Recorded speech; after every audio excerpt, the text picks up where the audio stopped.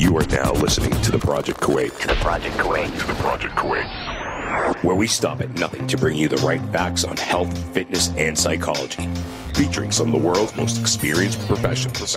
So you can learn, live, and live. With your hosts, Meg, Dr. D, and Mehdi. In this episode of The Project, me and Dr. D sit down and we talk about all the current events that are going on, the spike in the COVID-19 numbers, vaccines, and if we're going to take them, who should take them, and what should be done about them, and the historical failures of vaccines in the past, in the 50s, 60s, and 70s. And we also talk about politics and vaccines and what to do with that. And we also talk about some mask hacks. Yes, some hacks for your masks, especially because we all find them uncomfortable.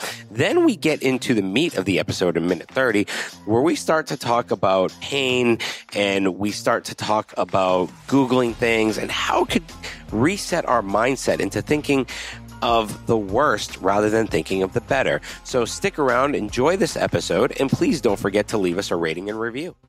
All this and more in today's episode. In this episode of The Project, Dr. D was pissed about 15 minutes ago, and then she told me that, no, I'm not happy. It all turned out great, and everything's hunky-dory. I didn't get to see you tonight either because the webcam's off. The internet sucks, apparently. Zane, you guys got to get on top of your shit.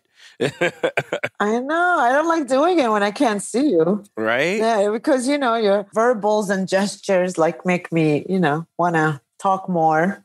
I think sometimes facial expressions are very important. Now I can only, be affected by your voice. Well, you got to get used to it. I mean, with all this COVID shit, you see all the news that's been going around lately? I mean, I don't know. Are they going to give us another curfew? Because I was in the mall today and, most of the people thank God in Kuwait, most people are wearing their face mask, but it's really annoying, to be honest. I hate walking around wearing my mask and not being able to feel comfortable or breathe. And so I try to avoid these places. And I just feel like it's inconveniencing. I know we have to do it.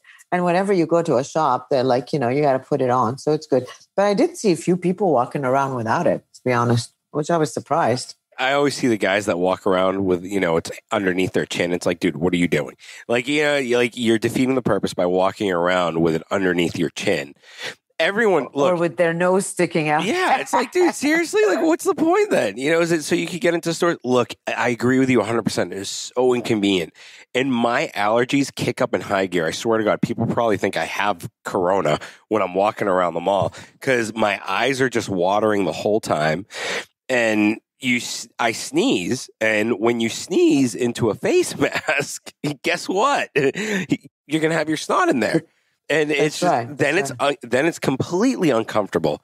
So here's a trick to everyone out there. I double up on my masks, right? So that when I do sneeze my snot into the first one, I just make the quick switch. I just make that quick switch. God. And boom, I don't have to walk around with snot in my mask. Why do you have to wear double anyways? I didn't think about double. I can't even handle one. No, I for some reason, my allergies kick up into high gear and I just start sneezing profusely. So for me, I learned it the first time when I wore one mask. I was like, all right, what am I going to do now? I have snot in my mask. I can't take it off. I'm in the middle of the mall. Hay is laughing at me. She's like, haha, you got snot in your mask. You can't do anything about it. And DJ's laughing at me. So after that, a little mask hack there for everybody.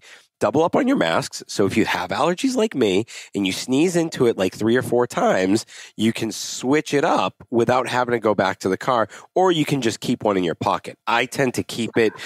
Yeah, I keep extra. It's easy to, once you learn how you lift the first mask, all right, and then you flip it over the dirty mask over the clean mask. It's a quick flip.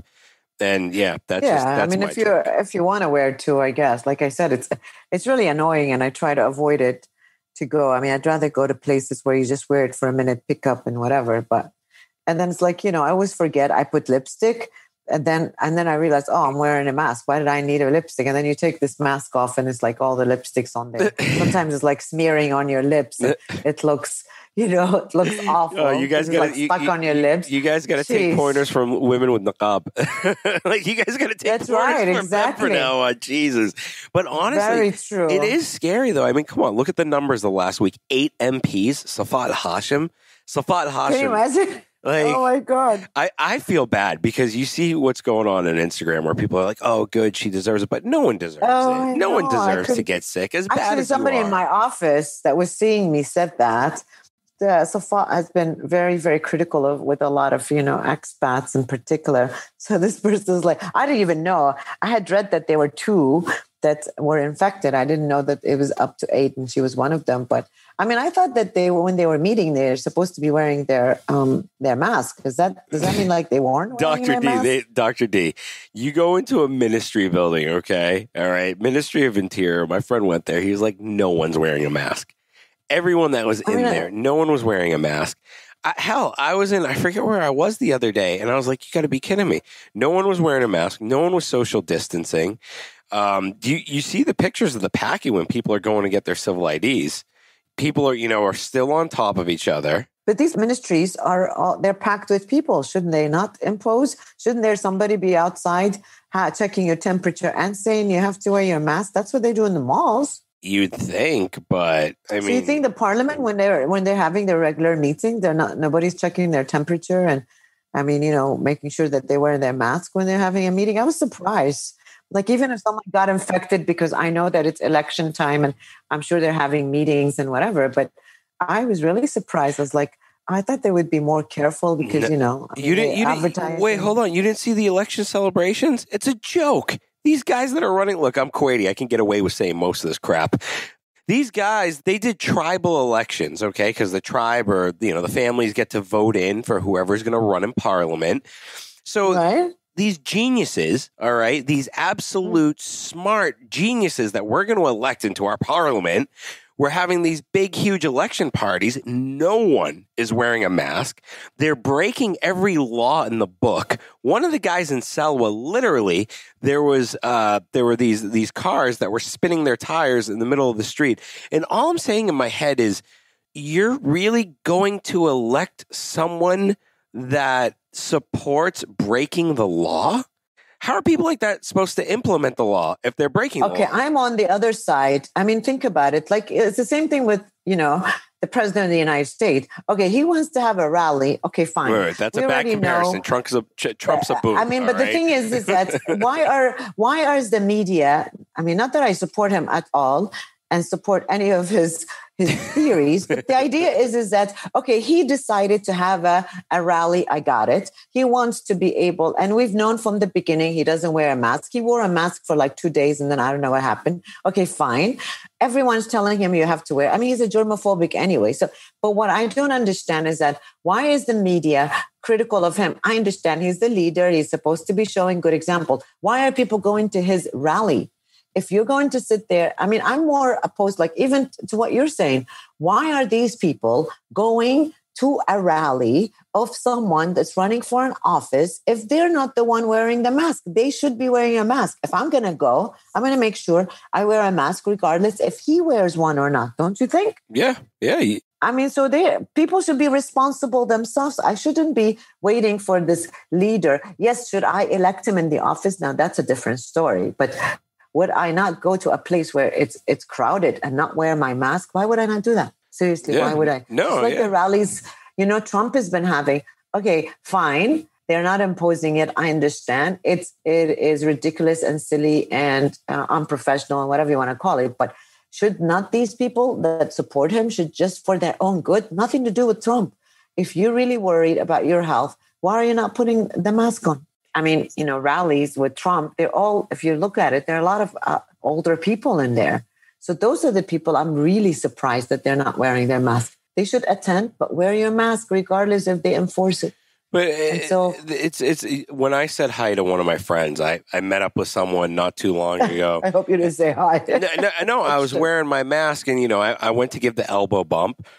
And he didn't have a mask on. He goes, "Oh, you're one of them." And I was like, "What the fuck is that supposed to mean?" What the hell is that? I was like, "Wait, you're gonna hold on. You're gonna criticize me because I'm worried about my health and the health of the people that are around me. Like what if you're asymptomatic?" And, yes. and I give it to my 65-year-old mother or my 63-year-old dad or my younger brother who has Down syndrome or my son who has, asthma or whatever. Like, I honestly and truthfully believe that when I was sick in February, I think I had COVID-19. I 100% am sold. Oh my God, was I next to you? I don't know. I don't know. Did I have a meeting with you that day? No. I remember. I think I canceled all podcasts. Canceled on me. Thank God. I canceled all podcasts. I haven't had any symptoms. Knock on wood. I haven't had anything. So if I had it or didn't have it, I haven't checked. I haven't had anything. I'm still showing not symptoms, but I'm seeing the aftermath of it. I was telling Haya, I think it was last week or the week before, I looked at Haya, and I had a really hard couple of weeks of training. And then Saturday rolled around and I looked at Haya. I was like, oh my God, my body's killing me. Like I've never felt like this before. And she goes, oh my God, are you okay? We checked my temperature. I had no temperature. I was like, I don't think I have, corona. Like I shouldn't, like I'm very safe and blah, blah, blah. But like progressively over 3 days, my body was getting, worse. It felt like I got beat up and it was just overtraining. Like that's what I chalked it up to, is overtraining. But my training volume was nothing. It hadn't been any different. The only thing I could chalk it up to is when I read a report of several people reporting several months later after having COVID-19, they showed symptoms or they had, they were lethargic for a week and then they'd bounce out of it, or they would feel like they had the body aches again. Or there was one that stuck out to me where it was numbness in their right hand. And I have had numbness in my right hand on and off since about April, I would say. And even now, I feel like I still don't have my full lung capacity that I had in January. And it was funny because I was really sick for a week, felt better. I went to the gym. Then I coughed for like 3 hours after doing a workout. I just kept coughing.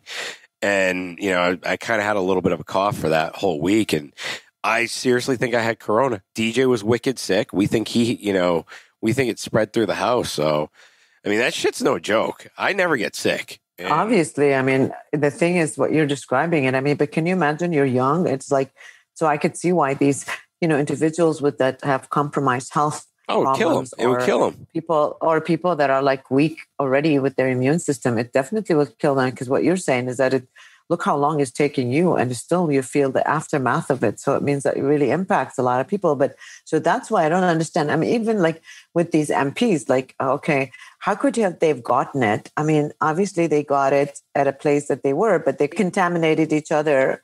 So does that really, it tells you that what they're doing in these meetings, it means that no one was really, being careful, or they're not using sanitizers, or no one is thinking. Come on, it's the boogeyman we can't see. Everyone thinks, oh, it's not going to happen to me. I'll be all right. Oh, this is okay. Right, and then boom. Yeah, exactly. Like what you're saying right now about, this MP or the election is like, the idea is that there are a lot of people, like sometimes I even like people that come to see me. I'm like, well, you had a gathering? Like whenever I hear this word gathering, like, okay, if you had a one person or two, but they're like, oh, no, it's just family. Like, okay, what does that mean? Like when people say to you, it's just family, we weren't with strangers. As of like, is that going to make a difference if you're with strangers? If you're having more than 3-4 people, if you're going to have more than 10 people, let's say, it means that you're putting yourself out there. And seriously, it surprises me how many people will say, oh, no, Dr. D, it's just family. We most of us only go to family members, so we're not going anywhere else. Like, okay. It does not make sense.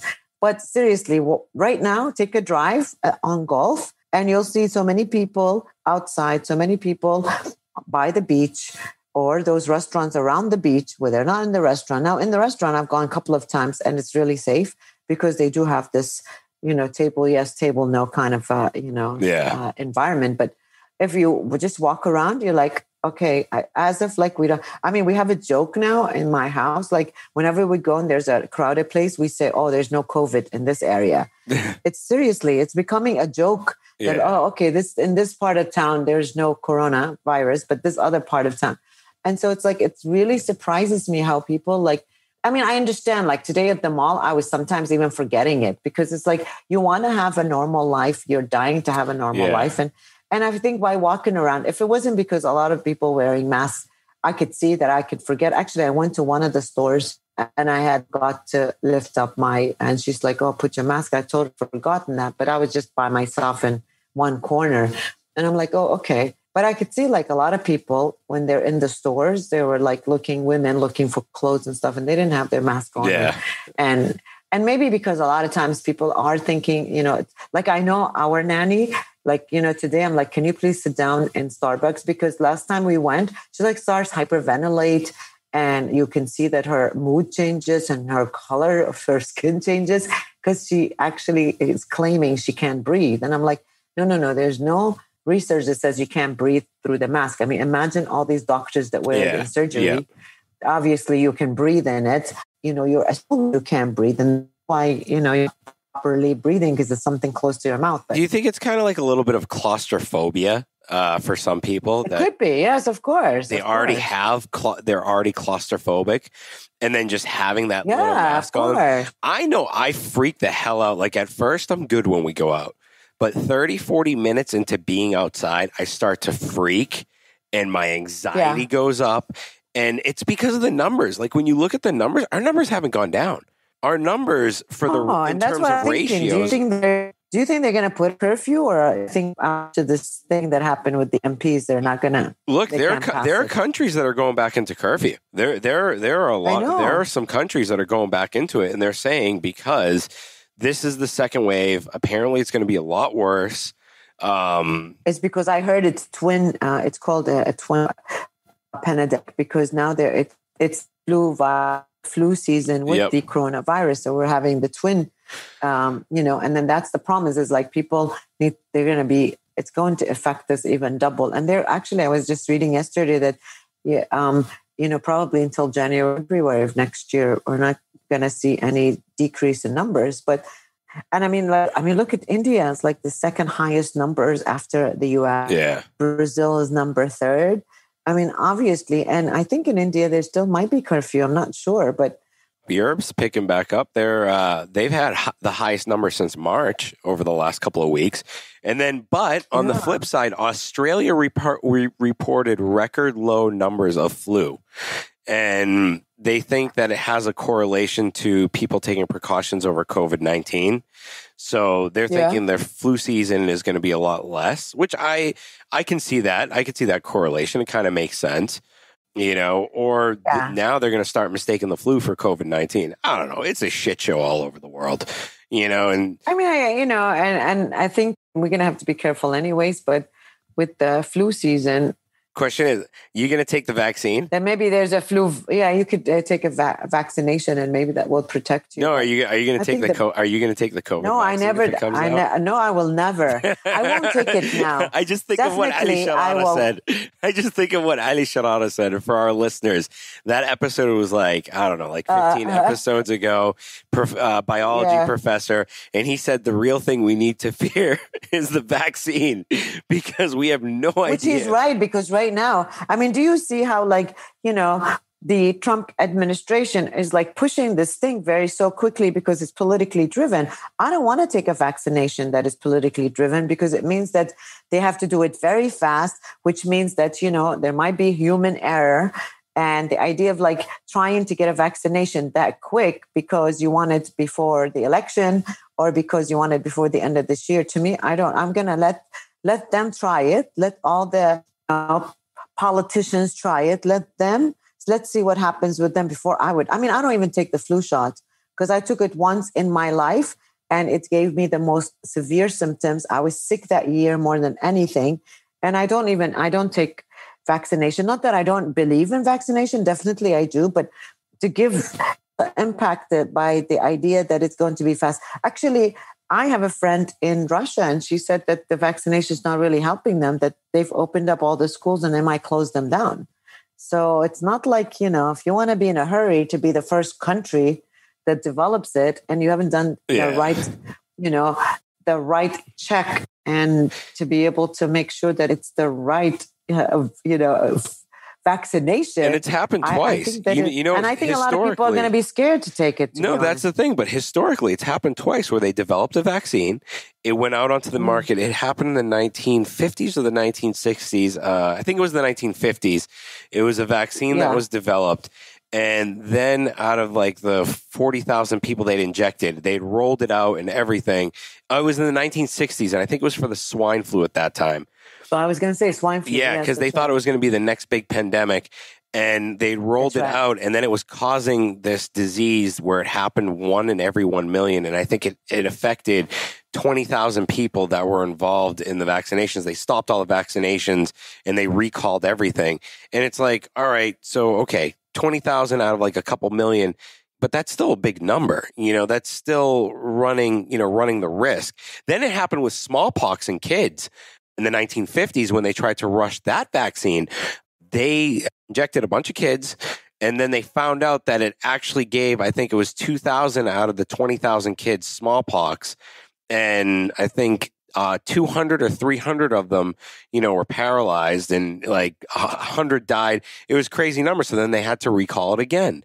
And it's just kind of like this is why I think a lot of people would be, granted, maybe they did do all the, if it's going to be FDA approved, I'm hoping that FDA is not going to push something out, or maybe they will because it's politically driven. But the idea is that I think that maybe it is a good vaccination. Maybe they've done all their job. Maybe it's passed all the, all the federal regulation. I just feel like a lot of times because people are rushing it or politicians are rushing it, a lot of people are going to be leery about taking it. And I'm one of them. So I think I'm going to wait for another 6 months to a year to make sure that lots of people have used it. There hasn't been any side effects before I would put myself or my family into that risk, to be honest.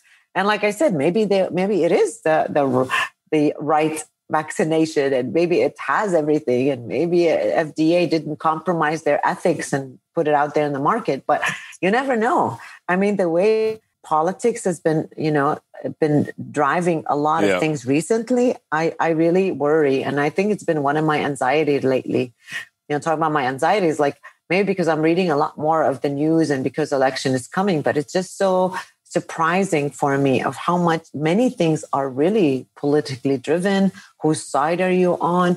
Who's doing what? And I think this is going to create a lot more fear of people using the vaccination than it is to help them. So by the time they put it out there, there's so many fears surrounding this vaccination. I don't know if people are really going to try. So I think most people feel like me, let all the politicians take it first and let it go for 6 months to see if it really works before I don't think I want to compromise. But what about Larsa? What are they going to do with kids in school? That's what I'm afraid of. I don't care, even if they demand it. I hope that we have the right as parents to make a decision, because I will not approve that if they want it to be done by January, because I don't think we have enough time. Even if they roll it out as maybe October, November, after the election, after things have gone back to normal a little bit, and then after they've tried to demand it. And that's the one time I took it because I was working at the hospital. I was doing my residency there, and I was required because I was in a psych hospital. It was a regular hospital, but it had a psych ward, and they required us to do it. But ever since then, I required or not required, I refused to take it, and then I have to sign a form. Yeah. No, I agree with you. It's will you allow DJ to get vaccinated? Hell no. I'm the guinea pig for the family. That's what I told Hay, and I told everyone. I said, look, I'll take the vaccination first for the family. We'll wait 3 or 4 months, see if I grow out ears on the back of my head or something, and then, we can roll it out. But I'm not going to give it to my son. Yeah, but what do you if the school says no? But what are you going to do if the school says? But if the school says no, DJ can't come back without taking it. What are you going to do? What would parents do? I don't know. I'm going to say, look, I already paid. Well, are we going to put our kids at home? I'm going to say I already paid. I already paid for the year. I'm going to be like, look, I'm sorry. I'm not risking my son's health because some boob in the States thinks that, he's going to win the election off of rolling out a vaccine quick enough. I'm not putting my son at risk. It's not worth it. It's not worth sending him in to something that we don't know. A vaccine works when you do it and test it on hundreds of thousands of millions of people. It's going to work.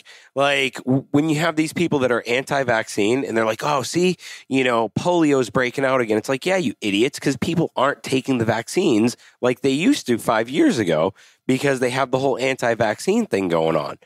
And it's just but this, This is like 6 months. They've only researched it for 6 months. That's, that's not safe to me. Yeah, and usually, I mean, a lot of the scientists are in disagreement with this. A lot of scientists are saying, no, let's not push this, because oftentimes it takes 2 to 3 years to be able to get the right vaccination. And how are they going to rush? I mean, I don't know, when you get politicians on TV saying, no, we're doing the best we can, we're rushing. I mean, these scientists, these people are creating this vaccination. Don't you think that they're exhausted and they're going to, I mean, if we push them to be able, they're going to be human error. I don't feel like they've had enough. I mean, with these vaccinations, oftentimes you have to have a lot of people trying it, and they have to retry it to make sure nobody has any side effects. So, I mean, that's what they were doing now. And there was one person that had some side effect and got sick. Now, they're not sure if it was because of this or some other factor. There might be other variables that are causing these, subjects be able to have some symptoms, but we don't know that. And that's why it's important to take our time to test it on as many people as we can before we put it on the public. And actually the CDC, the head guy, although, they were disagreeing with him, he was saying that even if we have it, it's not going to be available to the whole population, because we're not going to be able to make that much of it. And it's going to be only for certain number of people, mainly privileged individuals who can get it. And then to have it be available on the market for the rest of us, it might take time. Yeah. So it's not like, they're going to, I mean, some people don't understand, like once you have it on the market, it doesn't mean that you'll go to the pharmacy and just buy it. And is it going to be available? Maybe for us, because, the government here really does well in the sense of like anything that comes up that is going to help with COVID, they do invest in it. But I mean, are they going to really invest in something? Wait a minute. Let's be clear here. They made the wrong investment with those tests. The finger prick test, that was a 50% chance of telling you if you have COVID or not. That's the dumbest thing. Who would buy, $20 million worth of this shit that doesn't even work? Doesn't even work. They jumped the gun, and sadly in the Middle East, a lot of countries do jump the gun when it comes to stuff like this or new technology. And, sometimes it's a bunk. Like that was a bunk. I had my cousin who was a doctor, and he said, look, those things don't work. The finger prick things, they don't work at all. The only thing that does work is the swab, the nose thing. So it's like, we kind of wasted our money on something that doesn't work once. Hopefully we don't do it again with the vaccine. But I agree with you. I'm weary about it. And hopefully it just gets tested on enough people where we don't have to worry later on. I mean, but the thing is, I mean, you know how it is in Kuwait. I think whenever we hear that something can't help and, we jump into wanting to invest in it, maybe that's not the right thing to do. But it's, so whatever they hear that it's going to work, or this testing kit or this and that, we do spend a lot of money on trying to bring in whatever we can here, thinking it's going to work, and then it doesn't work. But that's, even to me, I feel like that's better for me than having a country where it's not really investing in anything that the World Health Organization has, required or said that it does work. And other countries don't even have the money or the budget to be able to do that for their population. So if you look at it, I mean, are we in a better shape? Because the country, I mean, obviously the country shouldn't be spending that much money for something that they don't know 100% it works. But I would rather be here than be somewhere else where we need testing kits and they can't even afford to have enough testing for, for their people. So I think it's, but I mean, I don't know, to be honest. It's just, I feel like I'm tired of it. I'm tired of tired of thinking about what is the next step or how far is this going to go? And I'm sure a lot of people are feeling the same way. Like, come on, like, I just wanted to be able to go back to normal. And I could see that even like being in the mall where people like just want to be normal. They just want to be able to shop and be able to do what they want to do and without having any restrictions. But then, today I was thinking to myself, wow, a lot of people are slacking off or being really at ease with it. So the more we send people to go out there and be normal, the more they're putting themselves at risk of really, being infected by someone around them. Because as soon as you relax,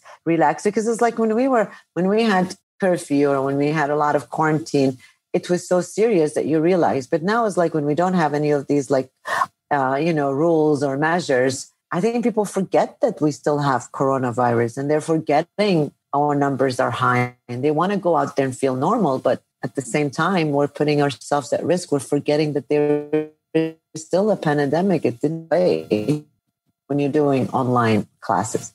But when you go outside, you really don't feel it. No, that's you're the right. bad thing about it, is that you're not feeling it. So because I don't feel it, and I'm not seeing anyone else around me kind of even showing me any sign that they are scared, I start to live my life. I don't, and I don't know if that was like a good thing, but. Speaking of living life, so all right, why were you pissed off when we started earlier? Okay, so what happened? I have to tell you, I mean, okay, so my daughter had a sleepover, and and she went, so we woke up, whatever, and then they want to go to Marina Mall. To be honest, I don't go to Marina Mall that much, and I mean, it's actually I like going there because it's like so smaller. I don't go to avenues. I don't go to a lot of places that's crowded, but okay, we go. So I go, we park. I found a really great parking. We go in there, and we were there like about 1:15, I don't know, 1:30. And then after that, we shopped. Now, there are several things. First of all, these girls, they don't know what they want. It's like, okay, decide. You go in there, you have your mask on. I start walking, and then I have like tinkling in my feet or my toes. Yeah. I have a sharp pain, and I can't walk. And then, knowing me, I am so independent. I like to walk a lot. And then here I am. I went to the mall because I want them to go to places. And suddenly I have this pain in my leg. And I don't know what it is. And I can't walk much. And so we went to one store. I'm buying stuff. And then I'm like telling the girls, look, we got to leave. I can't walk. We have to go sit in Starbucks. So the whole time I'm already pissed off at myself because I don't understand what this pain. And I looked it up, and I don't even know if I'm saying it right. Maybe you will help me. I think I have, what is this called when you have like a pinched nerve? Sciatica? That is coming from like sciatica pain? No, sciatica. Yeah, is that sciatica. What is it called? Sciatica. Yeah. Some people say sciatica, like it involves one of the nerves that attaches through the leg. And the symptom sounds like what I have, because it's a pain that radiates along the path of the sciatic nerve. That's why they're calling it. Yeah. And it's in back. But my back doesn't hurt. But this pain just goes on the left side where you really can't walk. I think I think that might be sciatica. My uncle had the same exact thing not too long ago. And then I hate these pains. So I'm in a bad mood already, right? Because it's like, okay, I want to walk. My daughter wants to go to this other store. I felt disabled, and I felt like I can't walk with you at these places. And she was like, oh, you can't? Like suddenly, here I am. I'm the most active mom. I do so many things. And because ever since this COVID-19 has started, I do all my work at home. I go to the office twice a week, and still I'm sitting, at least before when you're teaching, I teach standing up. So there was a lot of movement. I don't know what happened. The last 2 weeks, I've had this like major pain. So I'm in a bad mood. And then I'm like, look, let's just sit and have a coffee, and then we can figure out what you want. I was just wanting to get some rest. And, these girls, they just want to walk. And I'm like, okay, can we have some rest? And then the girl's family came and met us, which was like, great. I can sit a little longer. But every time I was walking, I was like, what the hell is this pain? And, no painkiller would take it. So this is my day already. I'm pissed off. Then I'm like, girls, and then her parents are like there, and they're like, we have lunch. But still, like, I cannot enjoy walking. I go there to walk. I'm like, what the hell is happening? What doctor should I go to see about this? I need a nerve doctor. Your head is like spinning about how can I resolve this situation? For the last 2 weeks it's happening, but I'm still working out, which I don't know if I'm supposed to or not. Like, I'm not a nerve doctor. The question is how bad is the pain? I mean, where has it gone to? I can't walk. Like, it affects my walking that I just want to sit, because there's numbness, and this numbness makes you feel like you can only use one part of your leg, one leg, not the other. Yeah. And then so you go sit because you're worried that you might fall. And it's like, and then you have to walk with with a pain. I mean, like a limp. Yeah. This happened to me last week. Every time I take her, I go out and I'm walking. This happens. Like when you're sitting, obviously you can't feel it. So I don't experience it unless I'm going to the mall. And I'm thinking, okay, my daughter's now wondering, what's wrong with this mom? She can't take me here. I really felt old. It's actually it's quite, not but it's I don't common. know what to do.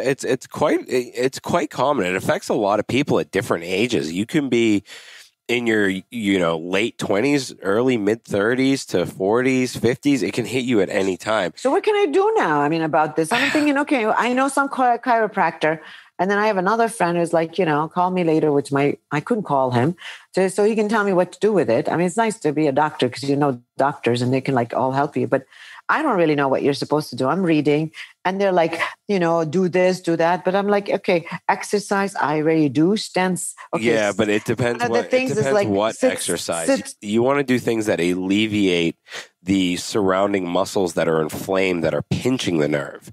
You want to try and alleviate. I'm not a doctor, nor am I a physiotherapist. I mean, I don't know, but the best advice I can give you is a physiotherapist. Listen to this. Risk factors. I mean, when you start reading these, I can see why I tell my patients don't look on Google. Age, okay, that going down the drain. Obesity. I'm like, okay, I don't think I'm obese. Like you're in pain, and you're already feeling disabled, and you read this. Dr. D, my uncle was battling this for a year and a half. It got to the point where terrible. I'm not waiting a year. He's 61. No, but he's 61. He overdid it with exercising, and it got progressively worse because my two trainers. But but his thing was the physiotherapist would be like, okay, do A, B, and C. And he would go do A, B, and C 15 times a day and aggravate it. And then he was in a wheelchair. Like he couldn't go out. He could only go out in a wheelchair. The pain was that bad. Yes. And I was feeling I needed a wheelchair today. Seriously. And I was like panicked. Then he found a doctor. He found several doctors that, kind of alleviate it. And then I think here he got some steroid injection or cortisone injection into the nerve point. Now, that with going with the injections or going with like PRPs into those nerve points or plasma or whatever it is, whatever the medicine that's prescribed by the doctor is, you're only going to get as good as the doctor is, because if the doctor knows exactly where to inject, he can get it in a second. But, you could go to several doctors and they inject the wrong spot. And it's happened with me. No, it's happened with me with cortisone shots for my shoulders. And, it was only one doctor that came from Germany, and he was, I told him where the previous doctor injected. He goes, yeah, he's an idiot. And he literally said, that guy's an idiot. And then he injected the back of my shoulder and said, it's coming from your infraspinatus. We're going to inject you here. The pain will subside in about 3 weeks because it takes a while to work. It could happen earlier. And are you supposed to work out? Did they tell you you're supposed to work out or not? It was all rehab. It was all rehabilitation therapy. Like I was doing. So you can't do regular exercises while you're doing this. He said I could. I mean, it was after 6 weeks. But here's the thing: if you go to a good doctor and a good physical therapist, I gotta find somebody now. I don't know anybody. I know one chiropractor here. And I know him personally, but I don't know him as a chiropractor. But people say he's really good, so I'm gonna have to go. Actually, in the U.S., I've always had these like back problems or whatever, and we always went to a chiropractor. One time, in my 20s, I had like the more severe pain from my back, and I went to this amazing chiropractor there. I don't know what he did. I can't even remember. I was in like late 20s. And I don't know what he did, but he like really reshaped me that I never suffered from anything in the back. And then, of course, it started to come back. And I know, one of the other factors is like prolonged sitting. Okay, well, I have to sit. What am I supposed to do? I got to work. And my job is standing. Wait, hold on. You can get a standing desk. They sell them at Jarir. What does a standing desk look like? It's a standing desk. It almost looks like a countertop, basically. Like it's a standing desk. Maybe I could, but like when you're doing psychotherapy, it's hard to stand. Honestly, those things, like I've tried the standing thing. And then sometimes if you stand wrong or if you have muscle imbalances, then it's going to aggravate something else. So it's kind of like a lose-lose. Your best thing to do is to find a really good physical therapist or a chiropractor. Some of them work in tandem with each other. And a physical therapist will give you corrective exercises to help alleviate that pain. And if you do that and you actually do the homework, it helps big time. For instance, I have really bad lower back pain on my left side. I was deadlifting a few years ago. And I think I was deadlifting like 200 kilos. This was when I was 33, 34. And when I was pulling up, when I was setting the weight back down, I felt a snap and a pop in my lower back. And literally my left leg was numb all the way down. It was just numb and it hurt. I couldn't walk for like 2 weeks. Like I was walking around, I was hobbling like an old man. I did something, whatever I did. But then I had a good physical therapist. And, when it hurts, if I do my planks and if I do my plank jacks and if I do my hollow rocks and I do, all of my core exercises, it gets alleviated within 2 days. It's gone. The pain's just gone. But I have to stay on top of it. If I let it go for too long, it comes back. And it's one of those things. It sucks. I mean, you got to find a good physical therapist. Well, anyway, so the story didn't finish yet. Okay, sorry. So now here I am. I'm in pain. I am in pain and I am feeling like, okay, and these girls want to do things. My daughter wants to check. I'm like, okay, let's just get this. Do we really want to get this? And I just want to sit. And then I sit a little bit. I walk a little bit, whatever. And then I'm like, okay, we ate lunch. Let's go. And I was like, okay, so we go down to the parking and I noticed my car, somebody had hit my car. Oh, that sucks. All right. That sucks. Well, the thing is that I don't remember that my car was hit before. So I'm thinking, okay, and then I was like telling the girls, did you remember we had this in the car? Maybe I came with it. I don't know. And then, okay, so I'm like, okay, I don't know what you're supposed to do. This is in the mall. It's parked. What are you supposed to do? Are you supposed to go? So I go and so the girl goes with her parents and I'm like, Larsa, let's go to the security. I need to ask, like, what do you do? I don't know what you do. And I go to the security and he's like, oh, you got to go to this other security. I go to this other security and it's like, look, somebody hit me while it's parked. My car is parked. He's like, well, what time did that happen? Well, I don't know what time it happened. I said, look, I've come at 1. It is 4:00. I'm just leaving now. And that's when I noticed it. I don't know. He's like, are you sure it wasn't before? I'm like, to be honest, I don't know, but I think not because I would have noticed it.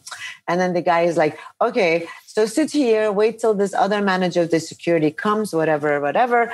Okay. I'm like, well, how much longer? Because remember, I have this pain now. And I'm like, just need to leave. I'm agitated and annoyed.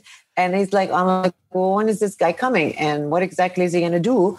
I just want to know the process. Are you guys going to look at the camera, see someone hit me? What do I do? No. You have to come. He's going to look at it. And then you have to go to the police station, make a report to make sure that we can have access on the camera because we can't just open the camera for you. And I'm like, really? I said, so I don't understand. I'm the victim or feeling like I'm a victim. Here I am. I just go to my car. There's a dent in my car. And I have to come and talk to you, wait for the manager to come, then go to the police station, mind you, get a report, come on Sunday. So the management, ask the management to look at my report so that way they can look at the camera. That's the stupidest thing I've ever heard. That's the process. That is insane. That was the process at that time. And I'm like, look, I don't care who did it. It doesn't matter to me. I just need to get it fixed. So I need something to present to my insurance. And he's like, okay, well, just wait for the manager. So the manager comes and I'm like, look, I don't know. And so he comes to me to take pictures. I'm like, you don't need to take pictures. I can give you pictures. No, I have to see it. I need to see what location, because everywhere, when you're walking in, there's a camera. When you drive in, drive out, whatever. I'm like, okay, no problem. And I mean, I'm very nice. Like I'm not rude. And for me, I'm like, I don't remember it. I mean, if it happened here, I don't want to make conclusion, but I'm assuming it was at the. So the guy comes and he's looking at it, and then we go up, and I'm like, okay, so you looked at it. What can I do now? The same process. I said, you want me to go to the police station, sit in there, have him bring me a report. I don't really care about your camera. I just need to know how I can get a report to get my insurance to fix it for me, right? And he's like, well, if you want us to, and then he's like, well, if you want us to go after the person who did it, and then you have to, why do people complicate things? Like, okay. And I could tell like my face is annoyed, but I was like, okay, I don't care who did it. I mean, fine. God help them, bless them, whatever. I mean, people can do things. They didn't mean to do it. I just need to know the process. And here, I feel like this part of the world, like, I don't know, what do you do when you get a car accident? You got to go to the police station. Okay. I feel, and the thing is that I'm telling Larsa, we need to go to the police station. She's like, are you serious? We're going to sit there apparently she had gone there one time with her dad for another misunderstanding. And she's like, Mom, they don't let you even use your phone.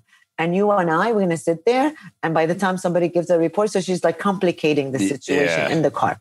And I'm like, okay, so you don't want to go to the police station. I don't want to be a female just by myself going to police station. I don't usually, it's not my hangout. And still, I don't understand the process. But let me tell you, something really wonderful did happen out of this. So I told the guy, okay, I mean, I gave him my card. I said, look, this is my card. I work at the university. And if you guys can figure it out, fine. If not, then I'll just deal with it. I'll go fix it on my own and I'll just pay for it, whatever. Because Mahdi, I'm not going to go sit at a police station. I've got it makes sense. Who's like, Mom, we're not going to waste another 2 hours. She's like, my dad, when we went, it took us 2 hours.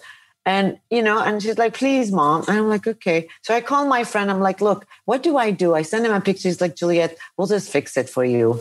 You don't really need to go to the police station, whatever. And whoever did it to you, God help them. Karma will come or whatever. Yeah. And then I was just getting ready to go on podcast with you. I get a phone call. And then I get a phone call and I'm like, yes. He's like, Dr. Juliet. I'm like, yes. He's like, I just want to tell you, I'm the head of the security at Marina. And when we checked the cameras, actually you came to the mall with that dent in your car. I'm like, what? And he's like, yes, it wasn't done in the parking lot. I'm telling you, I just checked the cameras. Oh, wow. And it was already hit before. And I was like, thank God. Like, I didn't wasn't rude. Yeah. I didn't have anything. I was like, oh my God, I don't want him to think I'm a professor with limited manners, because I was really nice. And usually I am nice in these situations. So I said, really? He's like, yes. He's like, I'm like, really? But I don't remember seeing this. This is a big dent. How could I have not seen it? And he's like, I don't know. Maybe it happened at the parking or maybe it happened somewhere else. It could have happened right before you went to the mall, like when you were parked outside. It could have. Whatever, but I mean, I don't drive it that many times. And then I was like, I was thinking, where did I go with this car? I mean, we just left the house. We went to the mall. I didn't hit anyone, but maybe it happened yesterday because I also had a couple of other places and maybe I didn't check. And then I was like, they were so nice. Like I didn't have to go to the police station. Obviously this guy felt sorry for me. And then he told his manager and the manager is like, look, I just looked at the cameras and it didn't happen here. It happened somewhere else. And I just wanted to tell you, I was like, oh, that's so sweet.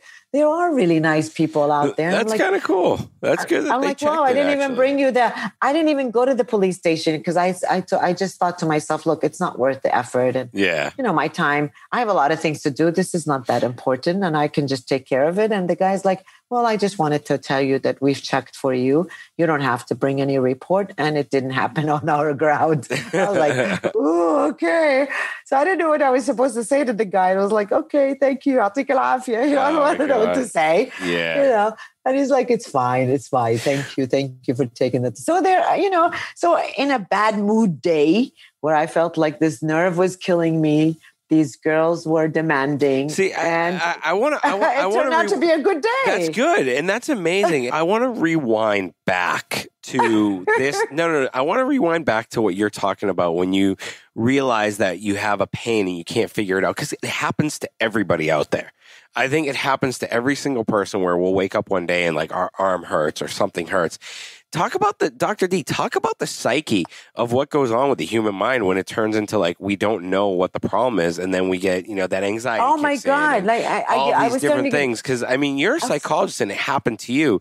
Can you make sense of it for people? Because it happens to me and Hayes why are you in a bad mood? I'm like, I don't know why my goddamn back hurts or why my arm hurts. I don't either. Exactly. So No. Maddie, it was so scary because I can only function on one leg. So I felt like now that you said your uncle needed a wheelchair, maybe that was my fear. I couldn't carry the bag and I really wanted to just enjoy and walking around. There's a lot of sales going on. I just wanted, this is the reason why I went. And I felt bad. First of all, I felt bad because I couldn't walk around as much as my daughter wanted. I had to sit behind while she went with her friend and her friend's family to this other store because it was too far for me to walk. I felt so imprisoned in my pain that it really, really ruined my mood. I don't know what's happening. I'm Googling, I'm calling my friends, and I'm like, look, I told one friend, this is the symptom, and it automatically told me what it is. Like, I am not aware. He's like, it's fine. This is, you probably have to go and see somebody about it. And I was like, really, to be honest, I was in a bad mood because I felt like I couldn't do normal things. And then I felt, oh my God, this is what my life is. I'm getting older. Is this because I'm exercising? Did I do something wrong? How long is this pain going to be taken? This tinkle in your feet, really, it makes you unable to walk. Can you imagine, like, you're feeling like you're going to be, disabled. You're going to be handicapped. You can't walk. All these things were flashing, and I'm in a bad mood. But I'm very proud of myself that I was in a major pain and I didn't go off on the security. Seriously. Thank you. If any securities out there are listening to me, I didn't go off, thank God. And I'm so happy that they followed. Maybe they saw the pain in my eyes because I was almost in tears because I'm in pain. And this guy is telling me, I got to go to different stations. You go here to get the report. You come back to us and give us the report. And then we'll tell you if it happened here or not. So at that time, these steps felt, do you know what it felt like? It felt so heavy for me. Oh, wow. And it felt like, really? And then my daughter's like, I'm not going to the police station. We're not going to go and sit there for 2 hours, Mom. They give you tea, black tea. She said to me, Mom, they give you black tea and they make you wait. I said, and then it's like, she's trying to be funny. And I'm like, I can't even laugh because this is like, really? I said, Larsa, if we need to do this, we have to do this. No, Mom, please, can you drop me off? And then you go do this thing. And I'm like, Larsa, I'm not going to drop you off and come back. It's not even the area we live. And we have to come back to this place. But thank God, when the guy called, I was like, I didn't go to police station, but it was so nice of him to say to me, thank God, because, I was like making a generalization that it happened there and it didn't. But that's, that is when you have a pain and then you've got an extra, I really felt like a victim today. Seriously. I felt sorry for myself. Normally I don't feel sorry for myself. I was like, really? I have to do all of this. I'm also in pain and I have to make sure to understand why I have a pain and I have to figure out why someone hit me. Like, it didn't feel fair at all. No, that's understandable. And so when the guy called, I was like, wow, there are nice people out there. And I wasn't pissed off anymore that I have to go do extra effort. And then I felt like I know now how people feel when they say they lose senses in their feet and in their legs. And I also understand when people say I'm a victim. I felt like I understood a lot of people today, seriously. And how about the detriment of actually looking it up on Google? Because I've heard a lot of doctors say that. Because I just read to you. But psychologically, what does that do to us when we actually do that? I don't know. I panicked. I was like, what? Look. I'm telling you, it says obesity, age. I'm already having an issue with age. I'm having an issue with obesity. I'm not obese. And then occupation. And then prolonged sitting. Okay. That's me, but it's not my fault. it's coronavirus fault. But wait, as a psychologist, would you advise people not to do that? Like, just say, of course not. Don't Google it. Get it from your doctor straight up. Look, I had to Google it because I needed. I didn't Google it until my friend said it looks like you have this. So when I text him and I'm like, look, I'm really in pain and I don't know what's wrong with me. And this is not me. I'm usually very energetic. I walk everywhere. I was like feeling sorry. And he's like, look, it looks like you have this. And I'm like, really? So when he told me, I Googled it.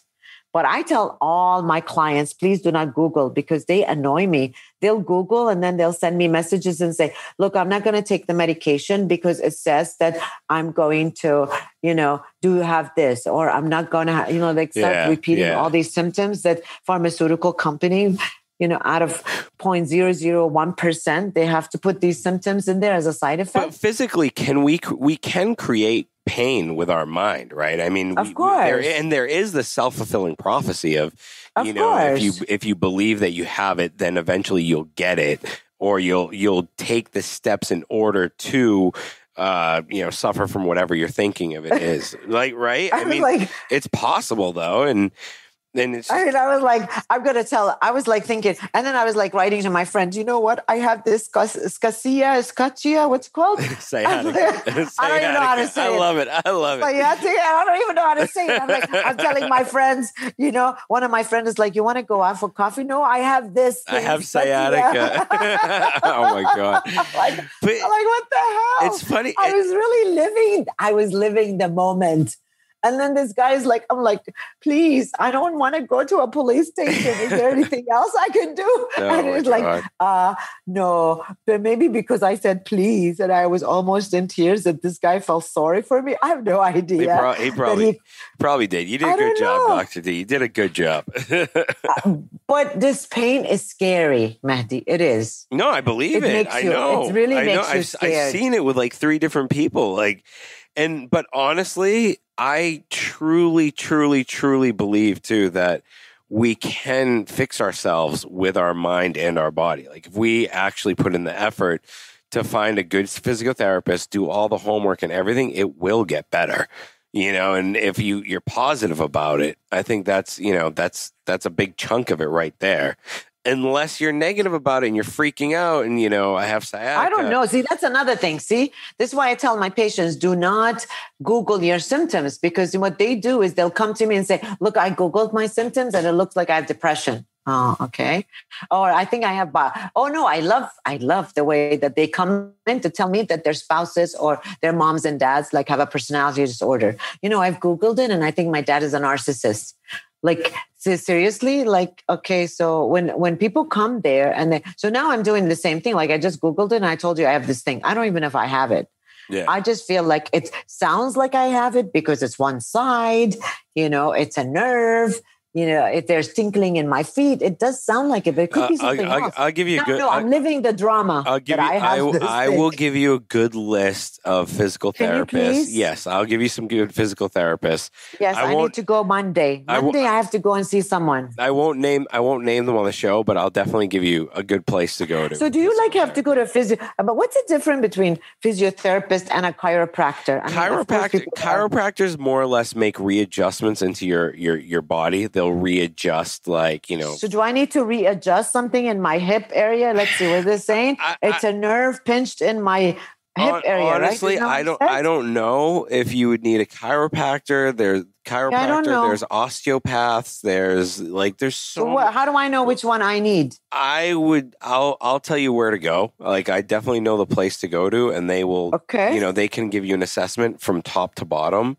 And, okay, good. They'll kind of give you that. I would definitely say go to a doctor also, even though doctors tend to jump the gun and they will tell you to sit down, don't do this, don't do that, don't exercise.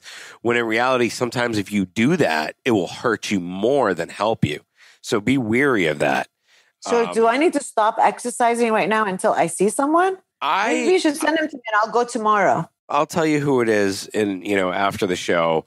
And you could call, make an appointment with them. They're really good. They're probably the best in Kuwait or one of the best. Oh, they are? Wow. Okay. Yeah. Because, Mahdi, I was, talking about reading it. Look, sorry that I have to go through this over and over again. But I'm starting to sound like my clients now because they're like read and read and read. And then it makes, causes. If you look up online, it says, this scatia, do I know? So how did we say the word is? Sciatica occurs when so we already talked about the nerve becoming pinched, right? And then it says, more rarely, the nerve can be compressed by a tumor or damaged by a disease such as diabetes. Now, anyone reading this, won't you get scared? Tumor? Yeah. Seriously. Yeah. That's why you cannot Google these things.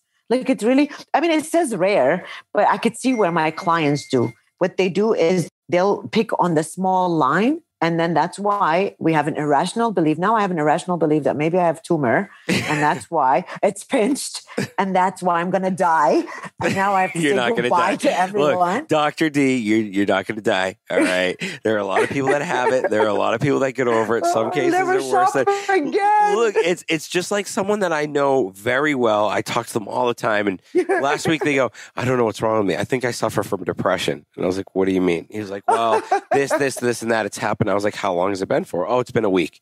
I'm like, you ever think maybe it's situational depression? You're Maybe supposed something to do 2 happened. weeks. I was like, assessment is 2 weeks. I know. Hey, I referred him to you at the end of the day. I said, look, I'm not a clinical psychologist, but it could be situational depression based on losing your job and all the other things that came along with it. Right. You know, that's situational depression to me, and it could lead into long-term depression if you don't fix certain things in your life, or if you don't find a job soon enough, which I love the guy to death. He probably won't find a job soon enough because no one's hiring right now. This poor guy, I mean, you know, a lot of people are going to have situational depression right now because they've lost their job or things have changed, or people they have to relocate. Now they have to accept any because they need income. So I think that's very, very common, and it's going to be common within the coming year where people are making changes. So I could see that. So the idea is that this is why I was thinking, okay, is it because I'm anxious? Maybe I'm not sleeping enough. Is this pain part of some of my anxiety? But then, you know, when I look it up, it looks like it's more than just depression. So, but I could see why people I really feel for people that are becoming anxious. Yeah, Yes, no, it's definitely, it's crazy. And I mean, just don't, I agree with you. Don't read, I would say read the description of whatever your prognosis is or what you may think it is, but don't dive deep into it. If you dive deep into it, then your mind's going to race. You're going to start to lose sleep. Other things are going to go wrong in your life because you're so preoccupied with finding the solution right away. And sometimes there is no solution to it. Sometimes it's, you know, it's something that just goes away on its own, you know, I mean. And I think that's the thing is when I was reading it, I felt like there was no solution because I only went to one website and because my phone was dying. And then now that I'm talking to you, I opened it up, but I think I could have gone to other site. But to be honest, it's it just said, it only said the problem with it. It didn't give me a solution. That's why I was asking you, who do I go to? Yeah. It didn't say go to this place. I'm sure if I research some more, I will find it. But I could see how my clients become very anxious when they're coming to see me because they've read a lot of causes and they've read a lot of symptoms, but they haven't read any solutions. And because if you don't read solution, then you feel like it's out of your control. So that's what I was feeling today. I was like, oh my God, am I going to live with this for the rest of my life? And then now I thank you. Now you're telling me that there's a place I can go that there's so many solutions. So, look, I told this story. All right, I'm feeling better now already. Thank you, Dr. D. Mahdi. You're welcome, Dr. D. Look, I told this story a couple times on the podcast. When Haya was pregnant, I had felt that there was my throat was closing, I had a weird thing in my throat, and I was freaking out. I thought I had panic attack. Yeah, I thought I had cancer or something crazy, and I looked it up, and I was convinced that there was something wrong with my esophagus. And I go in, and the guy sticks a thing down my throat, and I tell him what's going on.